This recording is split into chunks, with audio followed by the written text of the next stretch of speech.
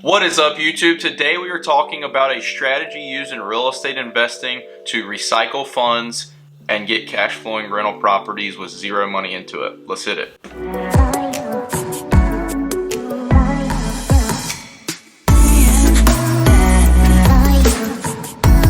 Alright, what's going on, guys? So today we are talking about a strategy used, and it's been pretty publicized by BiggerPockets now. It's called the Burr strategy. I've used it myself. I'm going to give an example of a deal towards the end. But first, what the heck is a Burr strategy? No, it's not because I'm cold. It is a, what is it called? An acronym, I guess is what it's called, where the letters, I don't know. So Burr stands for you're going to buy the property. Now this is the hardest part because you got to find a good deal. You got to find a distressed property.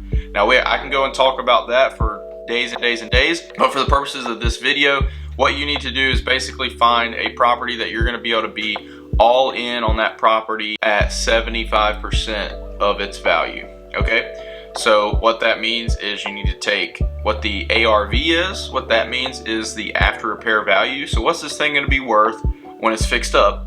That is the most important number. You need to know that number, what it's going to appraise for on the back end. Then you're going to keep subtracting those numbers from there, and that is going to be what you can pay for that property. Okay, so you're going to factor in all of your repair costs, all that fun stuff, all your holding costs, all your money costs, everything like that, and that is where you're going to buy it at. The next is you've got to rehab this thing. You've got to get it up and running and in good shape as quick as possible, and that is the next step. So you're going to buy it, fix it up, then you are going to put a tenant in there. You're going to rent this place out, and that way your lender can see that this place is generating income. Then you are going to go back to the bank and say, hey, I bought this house right here. I fixed it up really nice, and I got a tenant in there it's making money every single month. I want a new loan on that. What can you do for me? And they're going to give you some options. You definitely want to go to as many lenders as possible to make sure you're getting the best product. But they're going to be like, well, I'll give you a loan on it, basically 75. Some of them do 80, but most of them right now are only doing 75% loan to value. So that means if you've got a $100,000 property, they're going to give you 75 grand as a new loan based on that being worth that. Does that make sense? And then the last R is repeat. So all that money that you used, whether it was private money, whatever it was, you can just keep recycling those funds. So that's what's so great about it, is at the end of the day, the goal is to get as little as possible money into that deal. Sometimes you're going to leave money in the deal, especially right now with the market being so tough.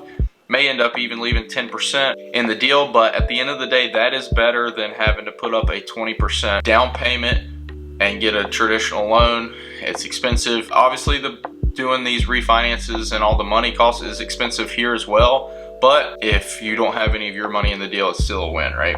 So that is how that works. So I'm going to give you an example. A real world example is I bought this house right here in High Point. It was a small little house. Bought it for $58,000 and had some closing costs and all that fun stuff on both ends for the loan and all that, about $4,000. And then there was a renovation of $12,000, cost 12 grand to fix it up. So we're all in on this house for 75 grand, basically 74 and some change on this house. Okay, so the plan was to flip this thing. That didn't work. It didn't sell, but what we ended up doing was just keeping it and getting a refinance on it.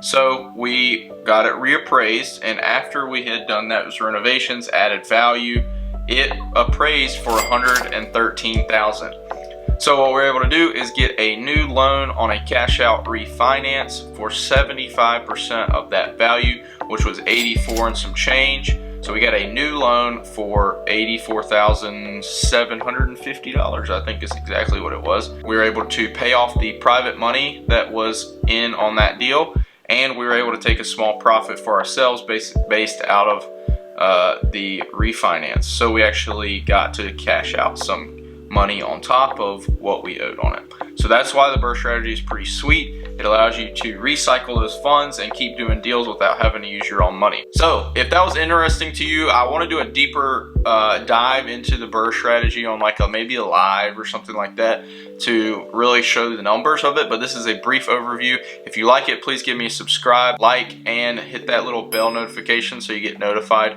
when I post new videos. And I hope this was helpful, give you a brief understanding of the Burr strategy. Peace.